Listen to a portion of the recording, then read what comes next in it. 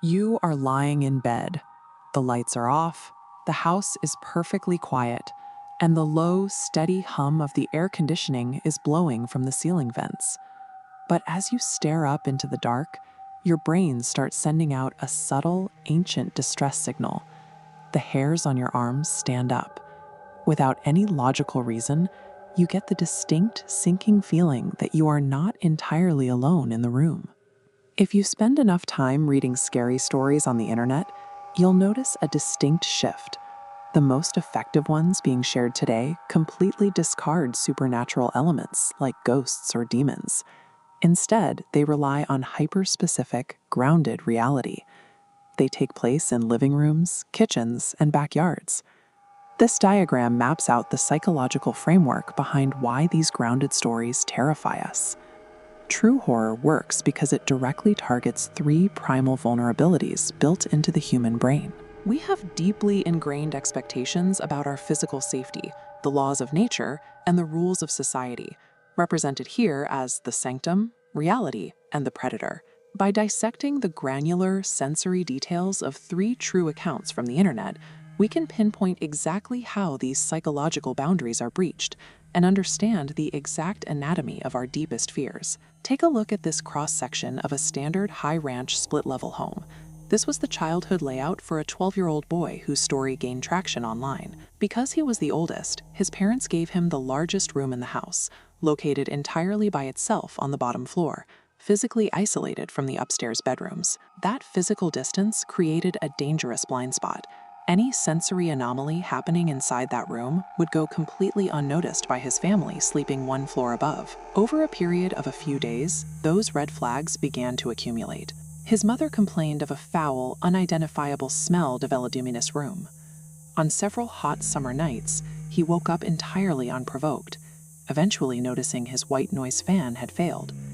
And upstairs in the kitchen, food left in the fridge had been rummaged through, leaving half-eaten scraps behind. The breaking point came one night when the boy awoke to the sound of heavy breathing that wasn't his own. Assuming his little sister was playing a prank, he climbed down to the floor and lifted the fabric bedskirt to look underneath. Lying sideways on a pile of stolen blankets, with his eyes closed, was a massive, dirty man. This scenario exploits a psychological trigger known as a parasitic threat. Humans spend immense resources fortifying the exterior of their homes, assuming danger always comes from the outside. But a parasitic threat bypasses those exterior walls entirely, silently nesting inside our most intimate spaces while we are completely unaware. Having someone live secretly beneath a mattress shatters the illusion of the bedroom as a safe haven. It proves that the physical boundaries we rely on to separate ourselves from the outside world are completely porous. Now consider the psychological toll of a completely different environment. During World War II, on the freezing Soviet front, soldiers were subjected to a baseline reality of total violence, exhaustion, and isolation. Bloodshed and death were the expected norm. Following a battle in Velikie Luki, a soldier and his comrade Sergei stepped outside an intact building, one of the few remaining sanctuaries for surviving troops. They went out into the freezing cold air to smoke, only to hear the distinct sound of a man screaming in the distance. Fearing an ambush by armed Germans, they grabbed their weapons and tracked the faint sound of crying deep into the snowy woods. But instead of an ambush, they found a severely traumatized German soldier cowering against a tree, bleeding from a shredded leg, and shouting erratically in his native language. Next to him was a trail of blood leading to a second body. When the soldier approached the second corpse, the sensory details didn't match the standard violence of war. The body was horrifically mutilated, with limbs completely missing and the skin ripped cleanly from its face. Most jarring of all was the smell. Rather than the expected stench of decay, the soldier reported a bizarre, overwhelming odor of fresh chemicals. Suddenly, loud moaning echoed from the trees. In the darkness, the soldiers caught a fleeting glimpse of a massive, unidentifiable, incredibly tall entity sprinting away from them. Terrified, they fired their weapons wildly into the woods, but the thing vanished, leaving their guns and their combat training completely useless.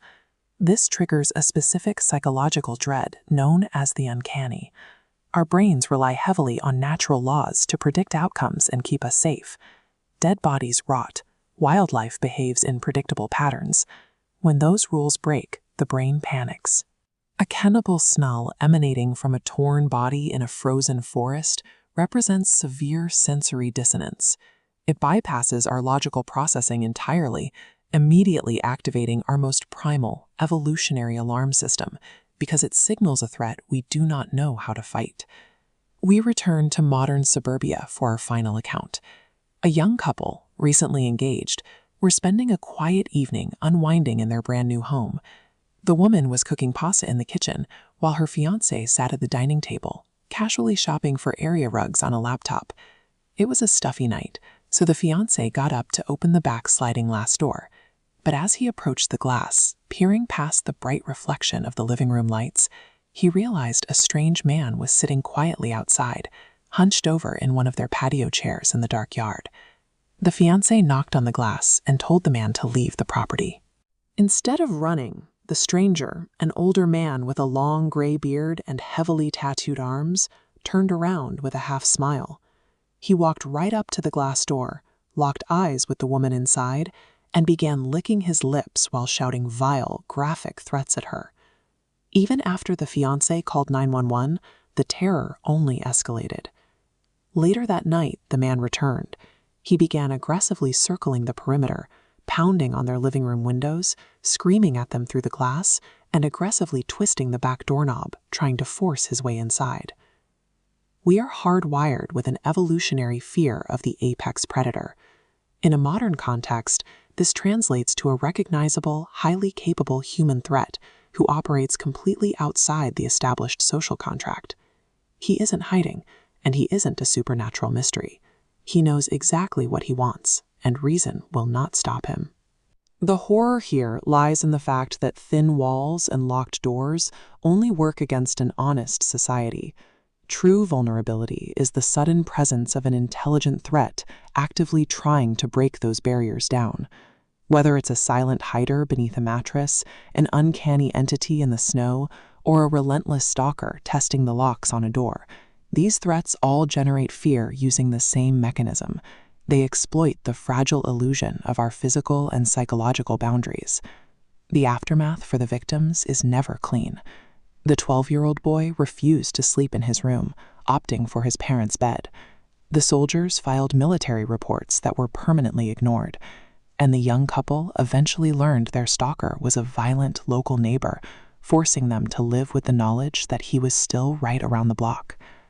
These stories endure online because their hyper-specific, descriptive reality provides concrete evidence.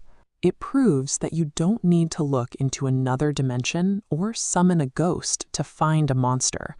The most terrifying realization is that these real-world anomalies already exist, and they are breathing, watching, and waiting just outside our thin, fragile glass doors.